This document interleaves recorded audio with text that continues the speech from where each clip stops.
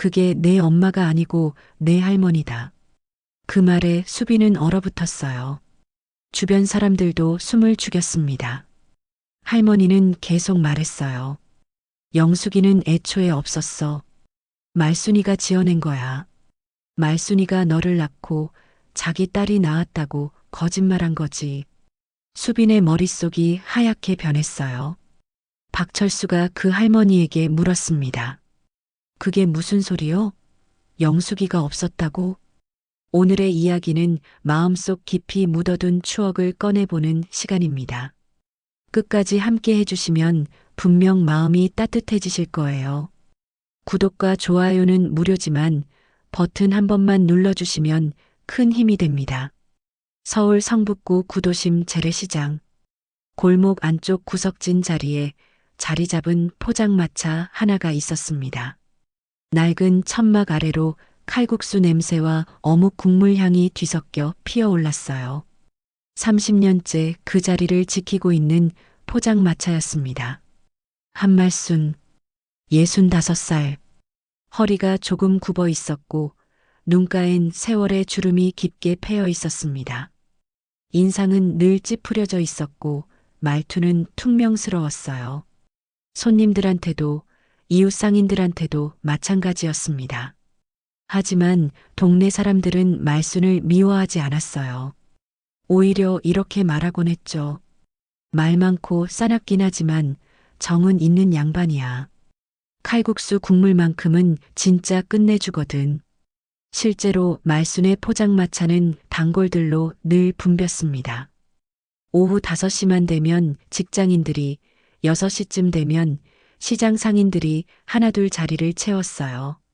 말순은 그들 앞에서 칼국수를 끓이고 어묵을 데우고 소주잔을 채워주었습니다. 말은 적었지만 손은 빨랐어요. 할매, 오늘도 칼국수 하나. 어묵 국물 좀 더 주이소. 소주 한 병 더요. 말순은 대답 대신 고개만 끄덕이거나 짧게 응하고 답했습니다. 때론 시끄러워 알았다고 하며 짜증을 내기도 했죠. 하지만 그게 말순의 방식이었고 사람들은 그걸 이미 알고 있었습니다. 저녁 8시쯤 회사 인턴복을 입은 젊은 여자가 포장마차로 다가왔어요. 오수빈, 25살, 말순의 손녀였습니다. 수빈은 가방을 포장마차 한쪽에 내려놓고 재빨리 앞치마를 둘렀습니다. 할머니, 오늘 손님 많네요. 말순은 수빈을 힐끗 보더니 아무 말 없이 어묵꼬치를 건넸어요. 수빈은 익숙한 듯 꼬치를 받아 손님 테이블에 내려놓았습니다. 그렇게 둘은 말없이 일을 이어갔어요. 수빈이 그릇을 닦고 국물을 나르고 테이블을 정리하는 동안 말순은 계속 국수를 삶고 어묵을 데웠습니다. 수빈아, 손님한테 좀 웃어. 괜히 인상 쓰고 있으면 보기 싫잖아. 말순이 낮게 말했어요. 수빈은 순간 표정이 굳었지만 금세 억지 웃음을 지으며 고개를 끄덕였습니다. 네, 할머니. 그리고 내가 여기 있으면 장사 방해돼. 설거지나 하고 있어. 수빈은 대답 대신 조용히 뒤로 물러났어요. 가슴이 답답했지만 어릴 때부터 늘 이런 대우였기에 익숙했습니다. 할머니는 늘 이랬어요. 차갑고 무뚝뚝하고 때론 쌀쌀 맞았습니다. 수빈이 뭘 해도 칭찬은 없었고 잘못하면 핀잔만 돌아왔죠. 그래도 수빈은 포기하지 않았어요. 인턴 생활이 끝나면 매일 이곳으로 왔고 주말에도 포장마차 일을 도왔습니다. 할머니가 힘들어하는 모습을 보면 그냥 지나칠 수가 없었거든요. 밤 10시쯤 손님들이 하나둘 자리를 뜨기 시작했어요. 포장마차 앞에 남은 건 생선가게 주인 박철수와 채소가게 주인 김순자뿐이었습니다. 둘은 단골 중에서도 단골이었어요. 말순과 함께 이 시장을 20년 넘게 지켜온 사람들이었죠. 말순이 근데 말이야. 박철수가 소주잔을 기울이며 조심스럽게 입을 열었습니다. 내 딸 영숙이 얘긴 왜 절대 안 꺼내냐? 손녀 앞에서도 쏙 빼고 말순의 손이 잠깐 멈췄어요. 설거지를 하던 수빈도 몸이 굳었습니다. 영숙. 그 이름을 수빈은 처음 듣는 게 아니었어요. 어릴 적부터 간간히 동네 어른들 입에서 나오던 이름이었죠. 하지만 할머니는 한 번도 그 이름을 입에 올린 적이 없었습니다. 그냥 할 얘기가 없어서 말순이 짧게 대답했어요. 목소리엔 날카로움이 섞여 있었습니다. 박철수는 더 이상 묻지 않았어요. 김순자가 조용히 말을 받았습니다. 그래도 손녀는 알아야 하는 거 아니야? 자기 엄마 얘기를. 상관없어. 지나간 일이야. 말수는 그 말을 끝으로 입을 다물었어요. 수비는 뒤에서 그 대화를 듣고 있었습니다. 가슴속이 복잡했어요. 엄마가 있었다는 걸 알면서도 할머니는 내게 말한 적이 없었구나. 수비는 어릴 적부터 엄마 없이 자랐어요. 할머니는 그저 너 엄마는 사고로 일찍 갔다고만 했을 뿐 더 이상의 설명은 없었습니다.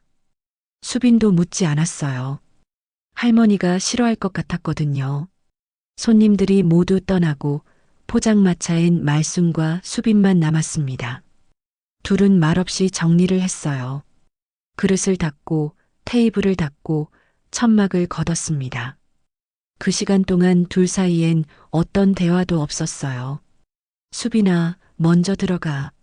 나 정리 좀 더 하고 갈게. 할머니, 제가 도와드릴게요. 됐어. 혼자 할 수 있어. 말수는 수빈을 밀어냈어요. 수빈은 할 수 없이 가방을 들고 골목을 빠져나갔습니다. 뒤돌아보니 말순이 홀로 앉아 담배를 피우고 있었어요. 어둠 속에서 담배 연기만 희미하게 피어올랐습니다. 수빈은 그 모습을 보며 생각했어요. 할머니는 왜 저렇게 혼자인 걸까? 왜 나한테 마음을 열지 않는 걸까? 하지만 답은 나오지 않았습니다. 그날 밤 말수는 포장마차 앞에서 오래 앉아 있었어요. 담배를 2대나 피우고 국물 한 그릇을 혼자 마셨습니다. 그리고 중얼거렸어요. 미안하다 수빈아. 하지만 그 말은 바람에 흩어져 사라졌습니다. 그날 밤 이후로 수빈은 계속 영숙이라는 이름을 떠올렸습니다. 자기 엄마의 이름. 하지만 할머니는 여전히 그 이름을 입에 올리지 않았어요. 수빈도 묻지 못했습니다. 할머니가 싫어할 게 뻔했으니까요. 며칠이 흘렀어요. 그날도 포장마차는 평소와 다름없이 열렸습니다. 오후 5시 말수는 천막을 펴고 국물을 끓이기 시작했어요. 칼국수 육수에서 피어오르는 김이 차가운 공기와 부딪혀 하얗게 퍼졌습니다. 겨울이 성큼 다가온 11월 초였어요. 할매, 오늘 칼국수 하나. 어묵도 주이소. 단골들이 하나둘 자리를 채웠습니다. 말수는 익숙한 손놀림으로 국수를 삶고 어묵을 데우고 김치를 접시에 담았어요. 그런데 그날따라 말순의 움직임이 조금 느렸습니다. 손이 자꾸 멈췄고 멍하니 허공을 바라보는 순간이 있었어요. 말순이 괜찮아? 김순자가 걱정스럽게 물었습니다. 말순은 고개를 저으며 대답했어요. 괜찮아. 그냥 좀 피곤해서. 하지만 김순자는 뭔가 이상하다고 느꼈어요. 말순의 눈빛이 평소와 달랐거든요. 초점이 흐릿하고 어딘가 멀리 있는 것 같았습니다. 저녁 7시쯤 수빈이 도착했어요. 회사에서 야근을 하고 온 터라 조금 늦었습니다. 수빈이 포장마차로 다가가는데 말순이 갑자기 테이블을 짚으며 비틀거렸어요. 할머니. 수빈이 재빨리 달려가 말순을 붙잡았습니다. 말순은 수빈을 보며 잠깐 당황한 표정을 지었어요. 마치 수빈이 누군지 모르는 것처럼. 할머니, 괜찮으세요? 응, 괜찮아. 그냥 어지러워서. 말순은 손을 내저으며 자리에 앉았습니다. 수빈은 불안했지만 할머니가 괜찮다고 하니 더 이상 묻지 못했어요. 그날 밤 포장마차는 평소보다 일찍 문을 닫았습니다. 사흘 뒤 사건이 터졌어요. 그날은 목요일 오후였습니다. 수빈은 회사에서 보고서를 정리하고 있었어요. 그런데 갑자기 전화가 울렸습니다. 시장 파출소에서 걸려온 전화였어요. 오수빈 씨 맞으시죠? 한말순 할머니 보호자신가요? 네, 맞는데요. 무슨 일이세요? 할머니께서 지금 파출소에 계십니다. 시장에서 길을 잃고 헤매시다가 상인분들이 모시고 왔어요. 빨리 오실 수 있으세요? 수빈은 가슴이 철렁 내려앉았어요. 재빨리 가방을 챙겨 회사를 나섰습니다. 택시를 타고 시장으로 달려갔어요. 파출소에 도착하니 말순이 의자에 앉아 멍하니 앞을 보고 있었습니다. 할머니, 수빈이 다가가자 말순은 수빈을 보며 이상한 말을 했어요. 여기 우리 집 아니야? 할머니, 여긴 파출소예요. 집이 아니에요. 아니야. 우리 집이야. 엄마가 기다리는데. 말순의 목소리는 떨렸습니다. 수빈은 당황했어요. 엄마, 할머니의 엄마라면 수빈의 증조할머니잖아요. 그분은 20년 전에 돌아가셨다고 들었는데 파출소 경찰이 수빈에게 조용히 말했습니다. 할머니께서 시장 안에서 길을 잃으셨어요. 계속 자기 집을 찾으신다고 하시면서 골목을 헤매셨대요. 채소가게 김순자 씨가 발견하고 모시고 오셨습니다. 그게 어떻게... 수빈은 말을 잇지 못했어요. 할머니는 30년 넘게 이 시장에서 살았습니다. 눈 감고도 다닐 수 있는 곳이에요. 그런데 길을 잃었다니 병원에 한번 모시고 가보시는 게 좋을 것 같아요. 경찰의 말에 수빈은 고개를 끄덕였습니다. 말순을 부축해 파출소를 나왔어요. 말순은 여전히 중얼거렸습니다. 우리 집이 어디야, 엄마가 밥 차려놨을 텐데. 할머니, 저 수빈이에요. 같이 집에 가요. 수빈? 수빈이가 누구야? 말순은 수빈을 보며 고개를 갸웃거렸어요. 수빈의 가슴이 찢어지는 것 같았습니다. 할머니가 자기를 모르는 것 같았거든요. 택시를 타고 집으로 향했어요. 가는 내내 말순은 창밖을 보며 이상한 말들을 했습니다. 여기 길이 왜 이렇게 바뀌었어? 예전엔 여기 나무가 있었는데. 할머니, 그 나무는 10년 전에 베어졌어요. 10년? 아니야, 어제 봤는걸. 수빈은 더 이상 대답하지 않았어요. 뭐라고 말해야 할지 몰랐습니다. 불안과 두려움이 가슴을 짓눌렀어요. 집에 도착해서 말순을 방에 눕혔습니다. 말순은 금세 잠들었어요. 수빈은 거실에 앉아 한참을 생각했습니다. 이게 무슨 일이지? 할머니한테 무슨 일이 일어나는 거지? 그날 밤 수빈은 잠을 이룰 수 없었어요. 할머니 방에서 들리는 소리 때문이었습니다. 말순이 잠결에 중얼거리고 있었거든요. 영수가 엄마 미안해, 엄마가 잘못했어. 영숙. 또 그 이름이었어요. 수빈은 방문 앞에 서서 귀를 기울였습니다. 내가 너를 버렸어. 미안해, 정말 미안해. 말순의 목소리는 울먹이고 있었어요. 수빈은 가슴이 두근거렸습니다. 할머니가 무슨 말을 하는 걸까? 엄마를 버렸다니 그게 무슨 뜻일까? 다음 날 아침 말순은 멀쩡했어요. 어제 일을 기억하지 못하는 것 같았습니다. 수빈아, 오늘 시장 가야 하는데 몇 시야? 할머니, 어제 일 기억하세요? 어제? 어제가 무슨 날인데? 말순은 진심으로 모르는 표정이었어요. 수빈은 할머니를 설득해 병원에 가기로 했습니다. 말순은 처음엔 거부했지만 수빈이 계속 설득하자 마지못해 따라 나섰어요. 동네 병원에서 의사는 큰 병원으로 가보라고 했습니다. 정밀 검사가 필요하다고 했어요. 수빈은 불길한 예감이 들었습니다. 대학병원 신경과 의사는 말순에게 여러 가지 질문을 했어요. 오늘이 며칠인지, 여기가 어디인지, 자기 이름이 뭔지. 말수는 대부분 대답했지만 가끔 말을 더듬거나 멈췄습니다. 검사 결과는 일주일 뒤에 나온다고 했어요. 수비는 그 일주일이 1년처럼 느껴졌습니다. 말수는 평소처럼 포장마차를 열었지만 수비는 할머니 곁을 떠나지 않았어요. 밤마다 말수는 잠꼬대를 했습니다. 영숙이라는 이름을 부르고 미안하다고 중얼거렸어요. 수비는 그 소리를 들으며 혼란스러웠습니다. 할머니 안에 자기가 모르는 비밀이 있다는 걸 느꼈거든요. 그리고 수비는 생각했어요. 이 모든 게 엄마와 관련이 있는 걸까? 일주일이 지났습니다. 수비는 말순과 함께 대학병원에 다시 찾아갔어요. 검사 결과를 듣기 위해서였습니다. 대기실에 앉아 있는 동안 수빈의 손은 계속 떨렸어요. 말수는 오히려 담담한 표정으로 앉아 있었습니다. 한말순 환자분, 진료실로 들어오세요. 간호사의 호출에 둘은 자리에서 일어났어요. 진료실 문을 열고 들어가자 50대쯤 되어 보이는 신경과 의사가 앉아 있었습니다.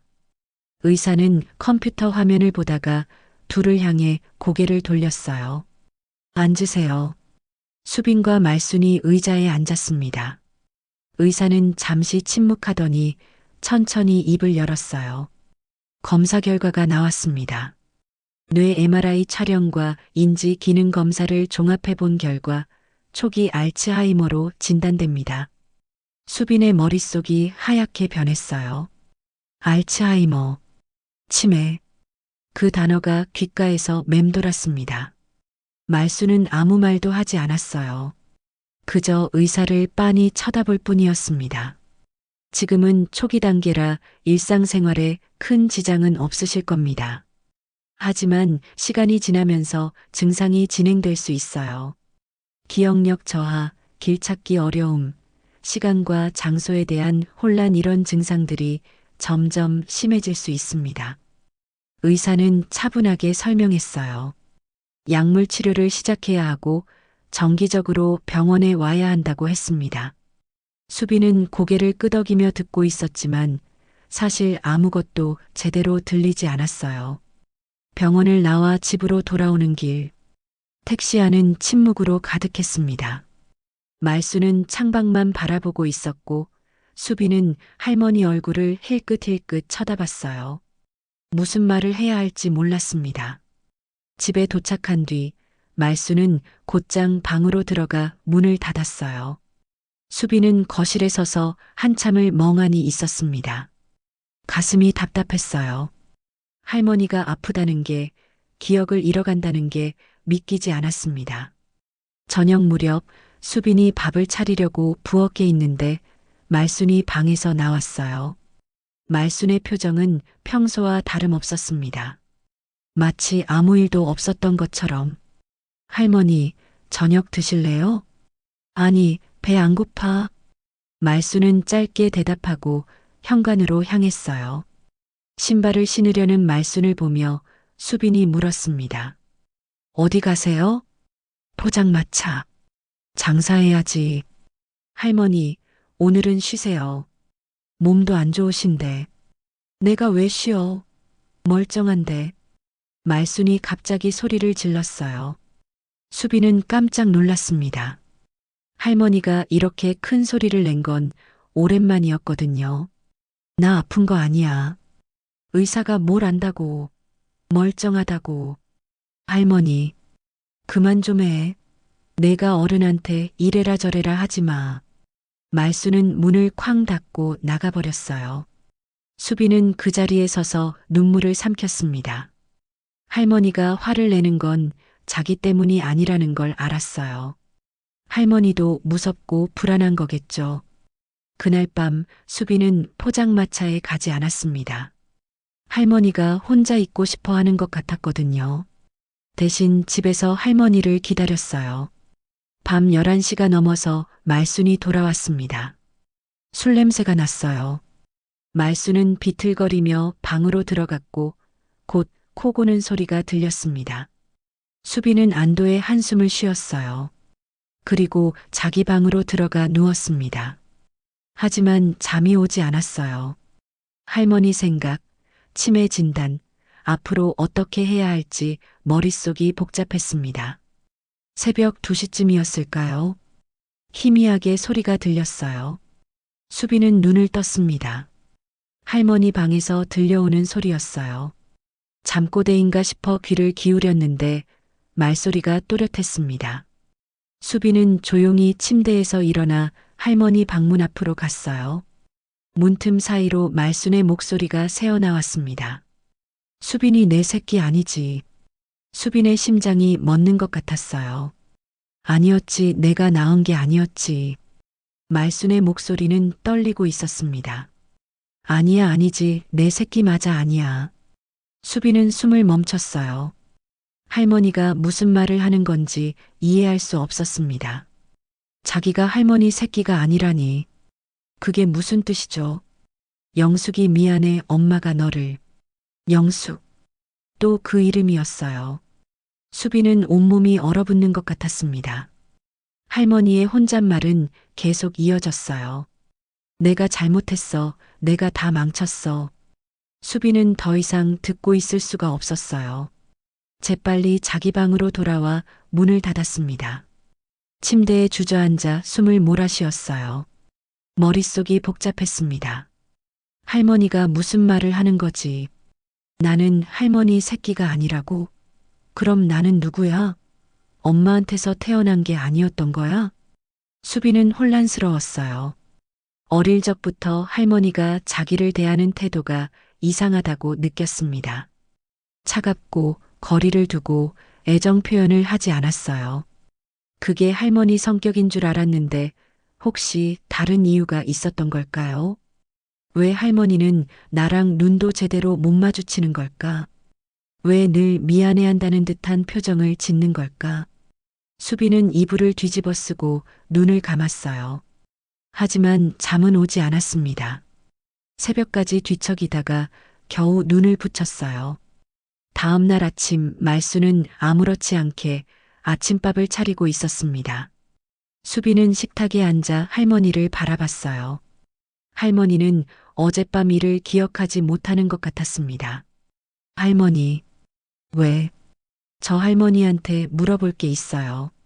말수는 국그릇을 내려놓으며 수빈을 쳐다봤어요. 수빈은 입술을 깨물었습니다. 용기를 내야 했어요. 제 엄마 영숙이에 대해서 말해주실 수 있으세요? 말순의 얼굴이 굳었습니다. 잠시 침묵이 흘렀어요. 그리고 말순은 고개를 돌리며 말했습니다. 그냥 먹어. 식기 전에. 할머니, 그 얘긴 하지 마. 내가 싫어하는 거 알잖아. 말순은 그 말을 끝으로 자리에서 일어났어요. 그리고 방으로 들어가 문을 닫았습니다. 수빈은 혼자 남아 식탁에 앉아 있었어요. 할머니는 뭘 숨기고 있는 걸까? 나한테 말하지 못하는 게 뭘까? 수빈은 결심했습니다. 진실을 알아내야겠다고. 할머니가 말해주지 않는다면 자기가 직접 찾아내야 한다고. 그날 이후 수빈은 할머니를 더욱 주의 깊게 관찰했습니다. 할머니의 말 한마디, 표정 하나까지 놓치지 않으려 했어요. 하지만 말수는 여전히 입을 열지 않았습니다. 포장마차에서 묵묵히 일하고 집에 돌아와 조용히 잠들 뿐이었어요. 일주일쯤 지났을까요? 토요일 오후였습니다. 수빈은 포장마차 역 컨테이너 창고를 청소하기로 했어요. 창고는 오래된 그릇과 식재료, 쓰지 않는 천막 같은 것들이 쌓여 있는 곳이었습니다.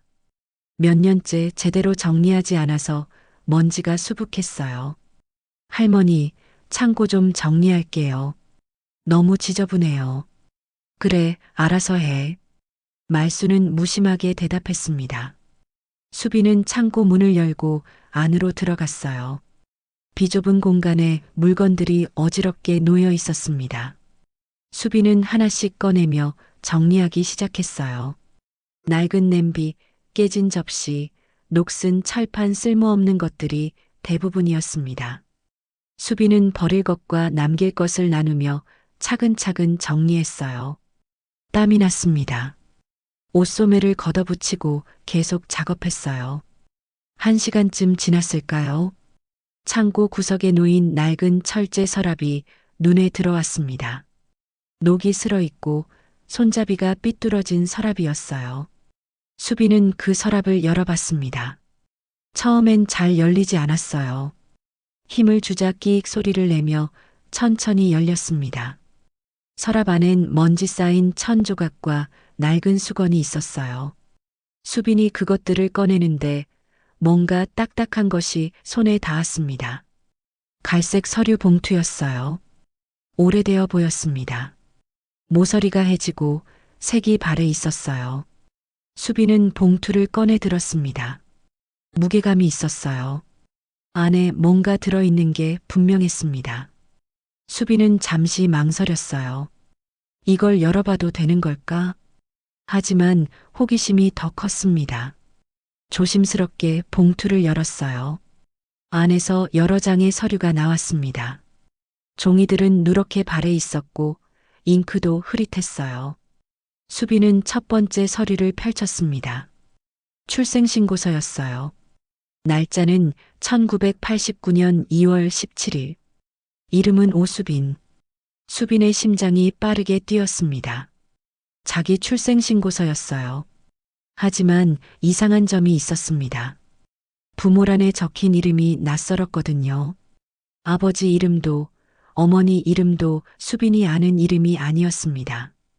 다음 서류를 펼쳤어요. 대학병원 진료 기록이었습니다. 환자 이름은 한말순.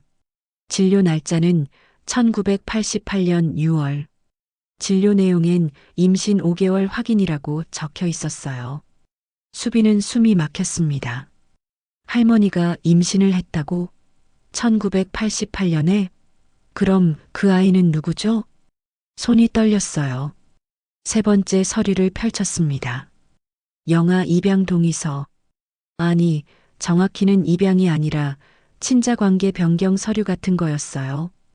복잡한 법률 용어들이 적혀 있었지만 대충 이해할 수 있었습니다. 한말순이 낳은 아이를 한말순의 딸이 낳은 것처럼 주민등록을 조작했다는 내용이었어요. 수빈은 그 자리에 주저앉았습니다. 머릿속이 하얗게 변했어요. 이게 무슨 뜻이지? 할머니가 나를 낳았다는 거야? 그럼 영숙이는 누구지? 내 엄마가 아니라는 건가? 봉투 안에 마지막으로 남은 건 사진 한 장이었습니다. 수빈은 떨리는 손으로 사진을 꺼냈어요. 낡고 바랜 사진이었습니다. 흑백에 가까웠어요.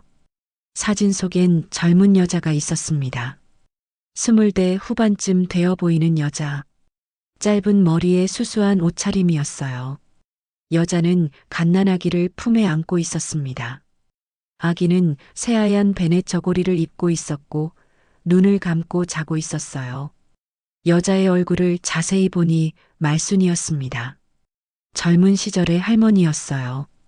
주름 없는 얼굴, 지금보다 훨씬 밝아 보이는 눈빛. 하지만 표정은 복잡했습니다. 기쁘면서도 슬픈 그런 표정이었어요. 수빈은 사진을 뒤집었습니다. 뒷면에 연필로 적힌 글씨가 있었어요. 흐릿했지만 읽을 수 있었습니다. 1989년 2월 17일 우리 애기. 수빈의 손에서 사진이 떨어졌어요. 1989년 2월 17일. 자기 생일이었습니다. 출생신고서에 적힌 날짜와 똑같았어요. 할머니가 나를 낳았다는 거야? 수빈은 온몸이 떨렸습니다. 지난 25년이 거짓말이었다는 건가요? 자기는 손녀가 아니라 딸이었다는 건가요? 그럼 영숙이는 누구죠? 왜 사람들은 영숙이가 자기 엄마라고 했던 걸까요? 수빈은 서류들을 다시 봉투에 넣었어요. 그리고 사진을 주머니에 넣었습니다. 창고를 나와 포장마차로 향했어요. 말수는 천막 아래서 국물을 끓이고 있었습니다. 할머니. 수빈의 목소리는 떨리고 있었어요. 말순이 고개를 들었습니다. 왜? 이거 뭐예요? 수빈은 봉투를 내밀었습니다. 말수는 봉투를 보더니 얼굴이 하얗게 변했어요. 국자를 떨어뜨렸습니다. 국물이 바닥에 튀었지만 말수는 신경 쓰지 않았어요. 그거 어디서 찾은 거야? 창고 서랍에 있었어요. 이게 뭐예요? 왜 이런 게 있는 거예요?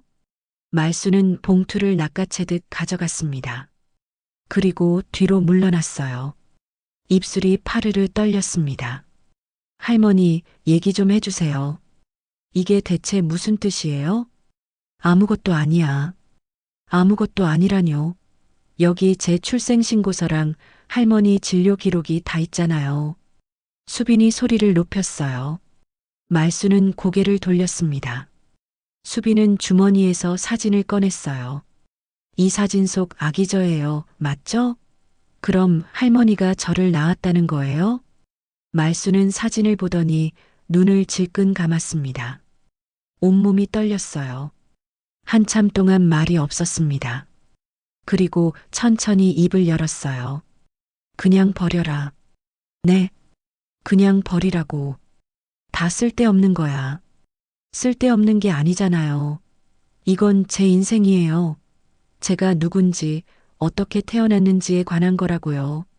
수빈의 목소리는 울먹이고 있었습니다. 말수는 여전히 고개를 돌린 채였어요. 그냥 내가 미친 짓 했던 시절 얘기야. 잊어버려. 어떻게 잊어버려요? 할머니, 제발 말해주세요. 진실이 뭔지, 왜 이렇게 된 건지. 말 못해. 말순의 목소리는 잠겨 있었어요. 눈가가 붉어졌습니다. 왜요? 왜 말 못해요? 그냥 못해. 내가 알면 안 돼.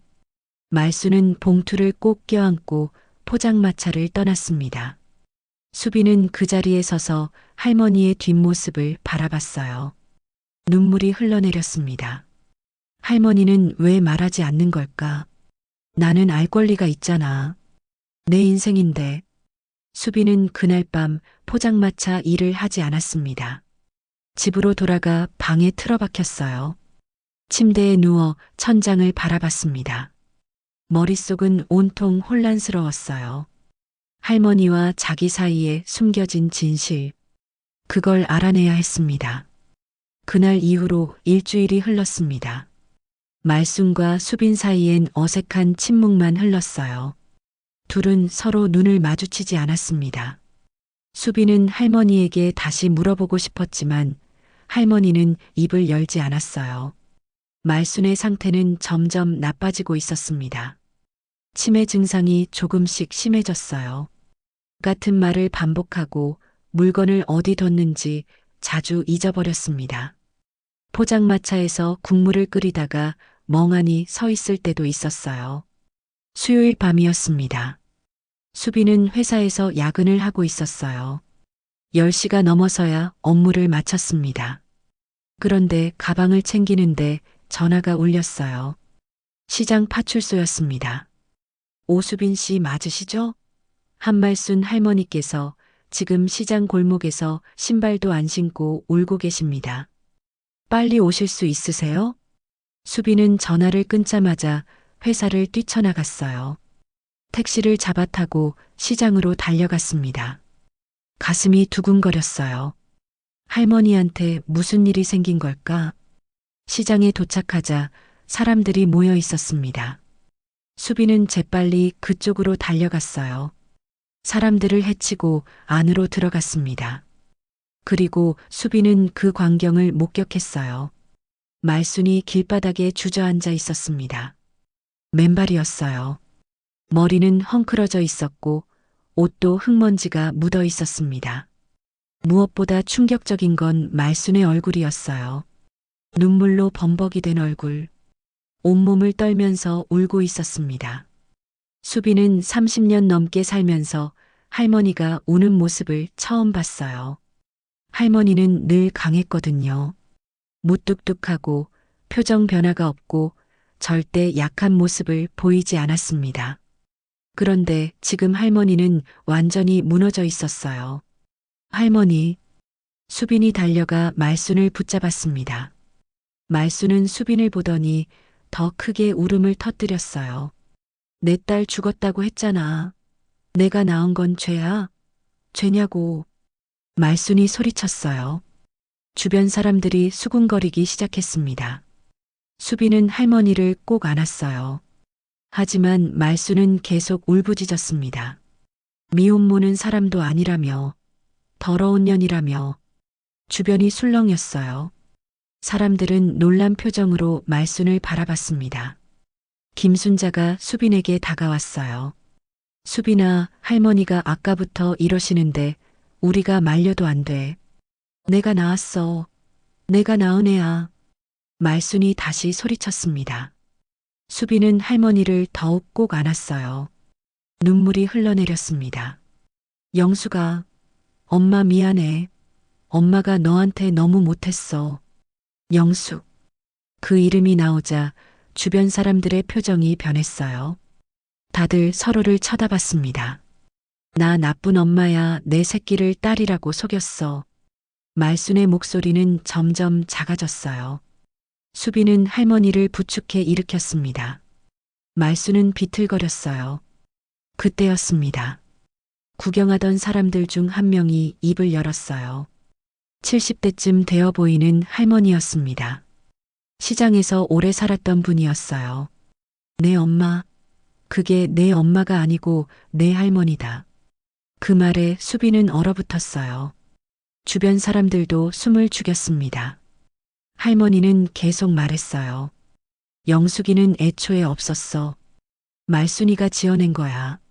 말순이가 너를 낳고 자기 딸이 낳았다고 거짓말한 거지. 수빈의 머릿속이 하얗게 변했어요. 박철수가 그 할머니에게 물었습니다. 그게 무슨 소리요? 영숙이가 없었다고? 내가 다 봤어. 말순이가 배 불렀을 때. 그때 말순이는 미혼이었거든. 27에 공장 과장하고 바람나서 애를 가진 거야. 근데 그 남자는 도망갔지. 말순이는 미혼모란 소리 듣기 싫어서 수빈이를 낳고 동사무소에 자기 딸 영숙이가 낳은 걸로 신고한 거야. 사람들이 웅성거리기 시작했어요. 김순자가 입을 막았습니다. 그럼 수빈이는 손녀가 아니라 딸이지. 25년 동안 거짓말 속에서 산 거야. 수빈은 그 자리에 주저앉을 것 같았어요.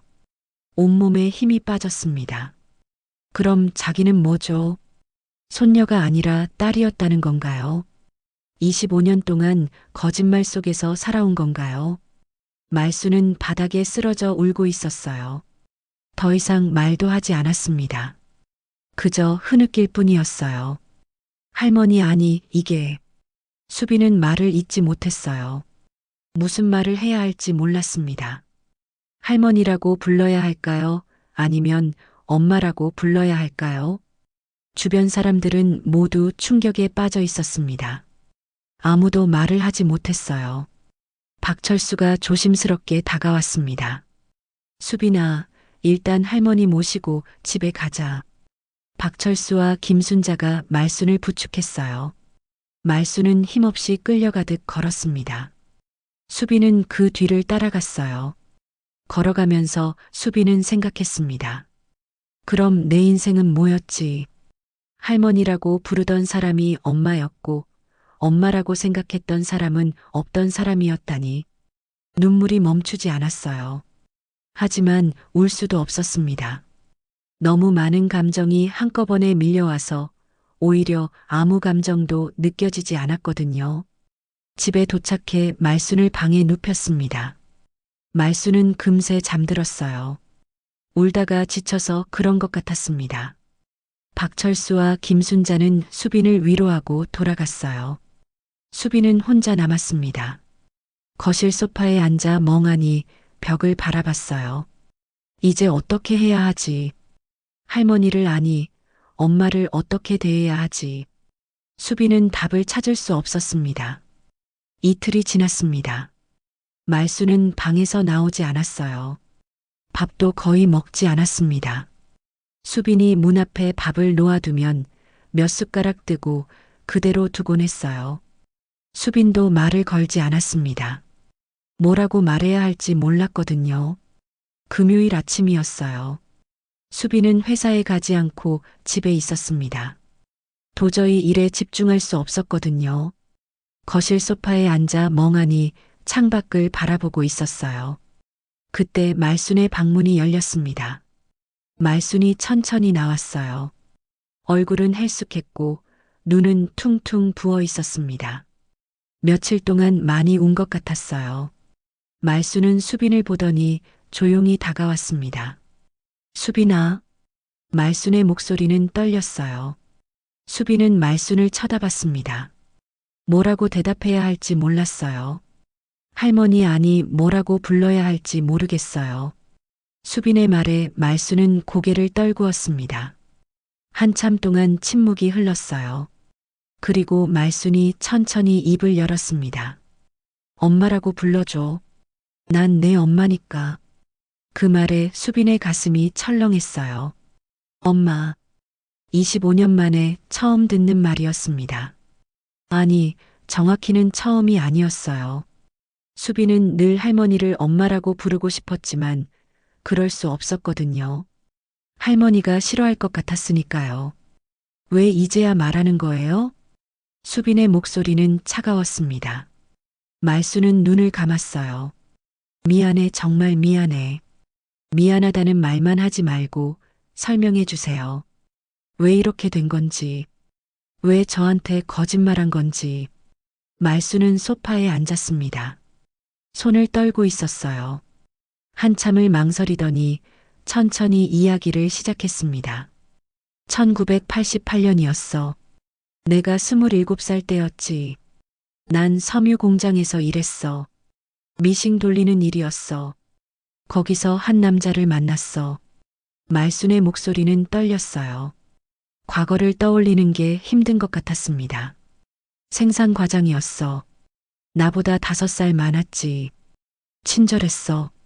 내가 힘들 때 도와주고 밥도 사주고 그렇게 가까워졌어. 난 순진했어. 그 사람이 날 좋아한다고 믿었거든. 말수는 잠시 말을 멈췄어요. 숨을 고르는 것 같았습니다. 근데 내가 임신한 걸 알았을 때 그 사람은 도망갔어. 아무 말도 없이 공장을 그만두고 사라졌지. 나중에 알고 보니 그 사람은 결혼한 사람이었어. 수빈은 아무 말도 하지 않았어요. 그저 말순을 바라볼 뿐이었습니다. 난 혼자 남았어. 배는 점점 불러왔고 공장도 그만둬야 했어. 그때 엄마가 살아계셨는데 엄마한테도 말 못했어. 너무 창피했거든. 미혼모라는 게. 말순의 목소리가 작아졌어요. 그 시절엔 미혼모는 사람 취급도 못 받았어. 더러운 년, 버르장머리 없는 년, 창녀 온갖 욕을 다 들어야 했지. 애 낳으면 애도 같이 손가락질 받고 학교도 못 가고 취직도 못 하고 인생이 망가지는 거야. 수빈은 입술을 깨물었어요. 말수는 계속 이야기했습니다. 그래서 결심했어. 이 애를 내 딸로 키울 순 없다고. 그럼 이 애 인생이 망가진다고. 그래서 거짓말을 만들었어. 거짓말이요? 응. 내가 딸이 하나 있다고 거짓말했어. 이름은 영숙이. 21살에 결혼해서 아이를 낳았는데 출산 중에 죽었다고. 남편도 교통사고로 죽었다고. 그래서 내가 손녀를 키우게 됐다고. 수빈은 숨이 막혔어요. 그 정교한 거짓말을 25년 동안 유지했다는 게 믿기지 않았습니다. 동사무소 사람들한테 돈을 줬어. 주민등록을 조작해달라고. 내 출생신고서를 영숙이 딸로 만들어달라고. 그렇게 너는 내 손녀가 됐어. 말수는 눈물을 흘렸어요. 목소리가 떨렸습니다. 너를 낳고 손녀라고 부를 때마다 가슴이 찢어졌어. 내가 엄마라고 부르고 싶어 하는 걸 알았거든. 어릴 때 너는 자주 물어봤잖아. 엄마는 어떻게 생겼냐고, 엄마 사진은 없냐고. 수빈은 그때를 기억했어요. 어릴 적 친구들이 엄마 이야기를 할 때면 자기도 엄마가 궁금했거든요. 하지만 할머니는 늘 화제를 돌렸습니다. 난 대답 못했어. 엄마는 없다고만 했지. 내가 슬퍼하는 걸 보면서도 진실을 말할 수 없었어. 말하면 내 인생이 망가질 것 같았거든. 그래서 저한테 차갑게 대하신 거예요? 거리를 두신 거예요? 수빈의 목소리는 떨렸습니다. 말수는 고개를 끄덕였어요. 가까워지면 진실이 들킬 것 같았어. 내가 나한테 너무 의지하면, 내가 너를 너무 아끼면 사람들이 의심할 것 같았어. 그래서 일부러 차갑게 굴었어. 너한테 정을 주지 않으려고 했어. 하지만 속으로는 죽을 것 같았어. 내 새끼를 손녀라고 부르는 게 안아주고 싶은데 안아주지 못하고 사랑한다고 말하고 싶은데 말하지 못하고 그게 얼마나 고통스러운지 너는 몰라. 말수는 얼굴을 손으로 가렸어요. 어깨가 떨렸습니다. 수빈도 눈물이 났어요. 분노와 슬픔 그리고 이상하게도 연민이 동시에 밀려왔습니다. 할 엄마는 왜 그때 진실을 말하지 않으셨어요? 제가 크고 나서라도요. 어떻게 말해? 20년 동안 거짓말하다가 내가 날 용서할 것 같았어? 내 인생을 망친 사람을, 내가 엄마가 그리울 때마다 외면한 사람을. 말순의 목소리는 절규에 가까웠어요. 난 비겁했어. 진실을 말할 용기가 없었어. 그냥 이대로 죽는 게 나을 것 같았어. 넌 손녀로, 난 할머니로 살다가 가면 되는 거잖아. 하지만 치매가 오고, 그래, 치매가 와서 내 입이 열린 거야. 숨기고 싶었던 것들이 다 튀어나온 거지. 미안해, 수빈아. 정말 미안해. 말수는 바닥에 무릎을 꿇었어요. 수빈 앞에서 머리를 숙였습니다. 날 용서해줘. 내 엄마로 살지 못한 거, 내 인생을 망친 거, 다 내 잘못이야. 수빈은 울고 있었어요. 말순도 울고 있었습니다. 둘 사이엔 25년의 거짓말과 고통이 놓여 있었어요. 하지만 동시에 25년의 사랑도 있었습니다.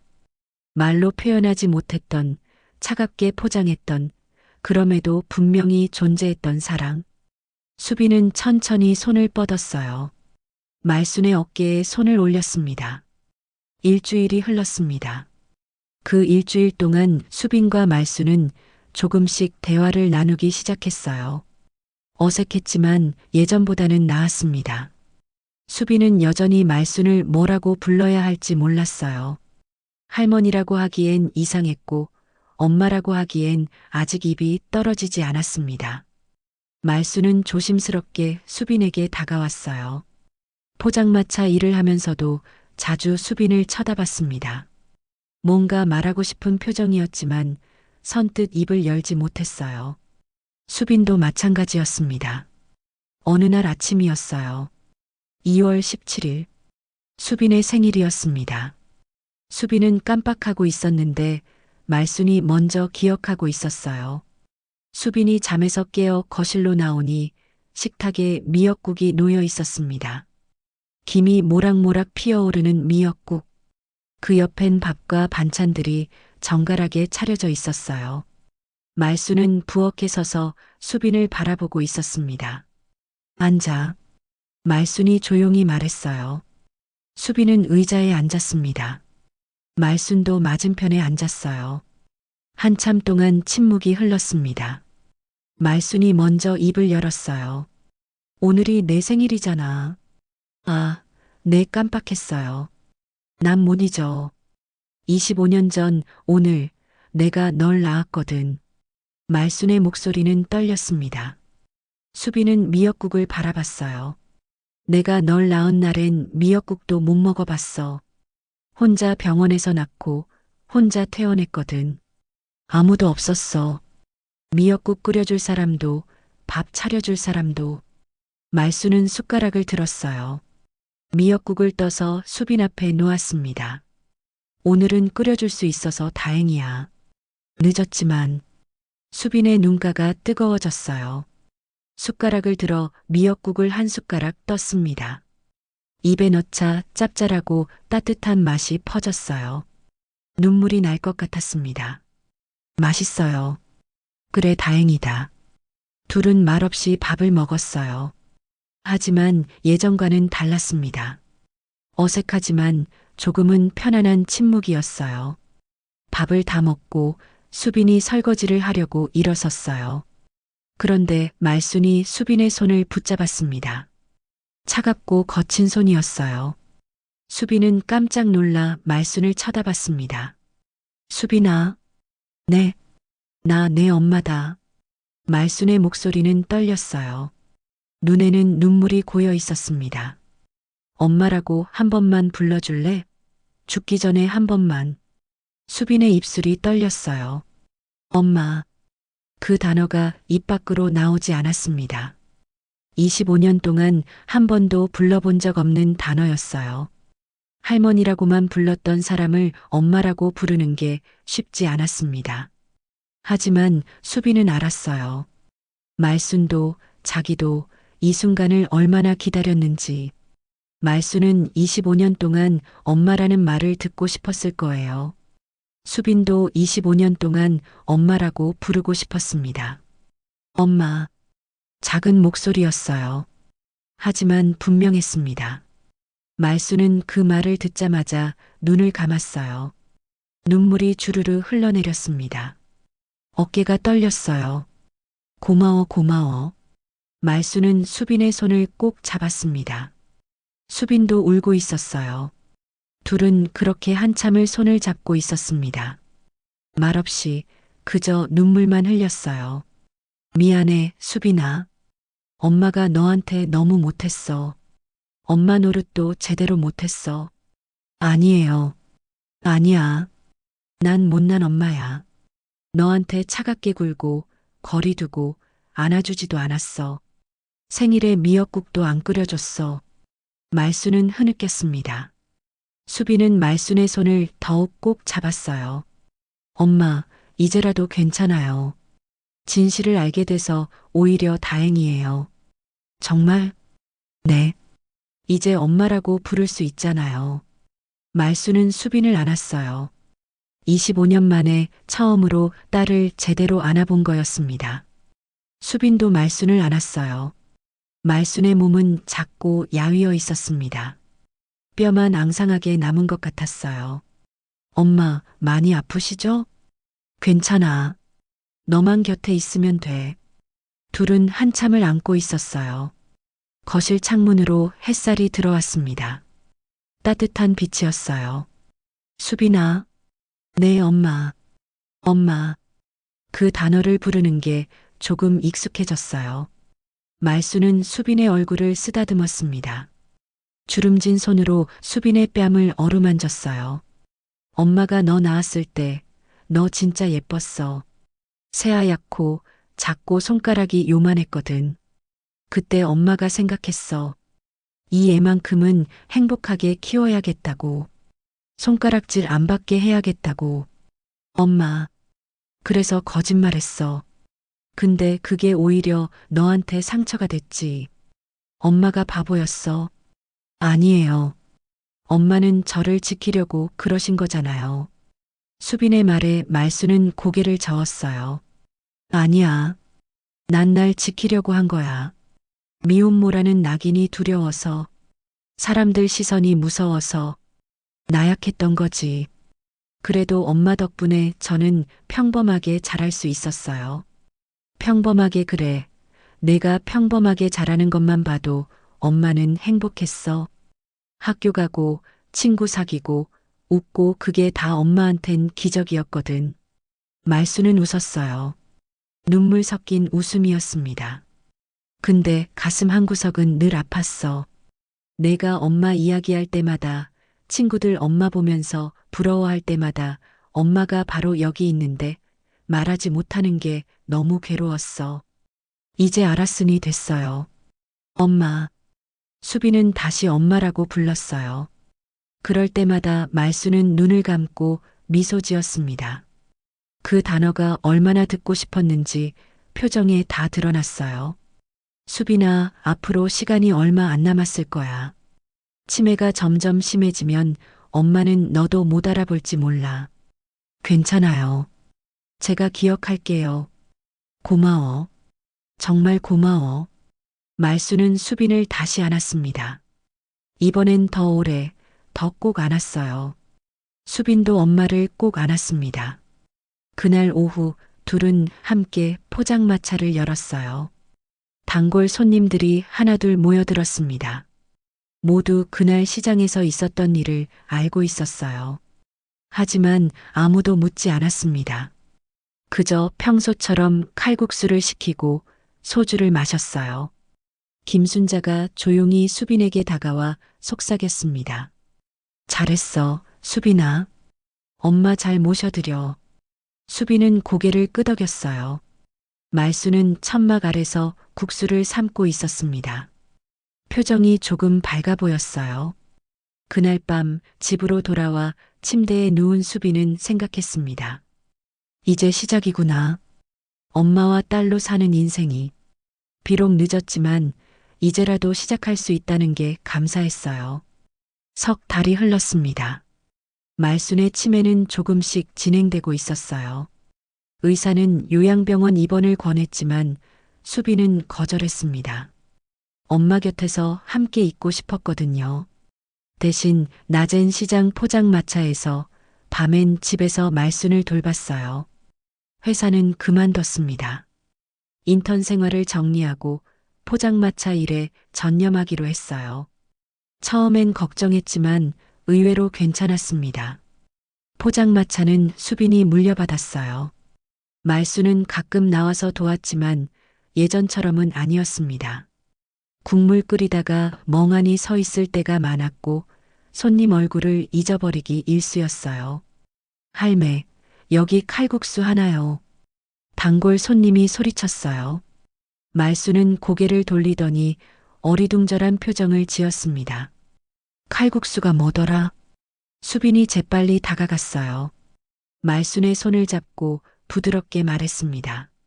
엄마, 제가 할게요. 엄마는 좀 쉬세요. 그래.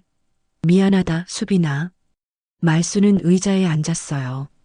수빈은 국수를 삶고 국물을 끓이고 어묵을 데웠습니다. 말순이 30년 동안 해온 일을 이제 수빈이 이어받은 거예요. 손님들은 처음엔 어색해했지만 이내 익숙해졌습니다. 수빈의 칼국수도 말순 못지않게 맛있었거든요. 말순이 직접 가르쳐준 비법이었으니까요. 수빈이 칼국수가 엄마 것만큼 맛있네. 김순자가 엄지를 치켜 세웠어요. 수빈은 웃으며 고개를 숙였습니다. 엄마한테 배운 거니까요. 그래도 대단해. 포장마차 이어받는 게 쉬운 일이 아닌데. 괜찮아요. 이제 제 일이니까요. 수빈은 천막 아래서 말순을 바라봤어요. 말순은 의자에 앉아 멍하니 하늘을 보고 있었습니다. 표정은 평온했어요. 예전처럼 찌푸린 얼굴이 아니었습니다. 저녁이 되면 말순은 자주 같은 말을 했어요. 우리 애기 엄마 왔다.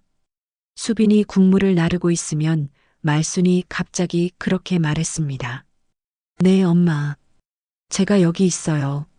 그래, 우리 애기 왔구나. 말순은 미소를 지었어요. 수빈도 웃으며 대답했습니다. 같은 대화가 하루에도 몇 번씩 반복됐지만 수빈은 짜증내지 않았어요. 오히려 고마웠습니다. 엄마가 자기를 기억하고 있다는 게. 어느 날 밤이었어요. 포장마차 손님들이 다 떠나고 수빈과 말순만 남았습니다.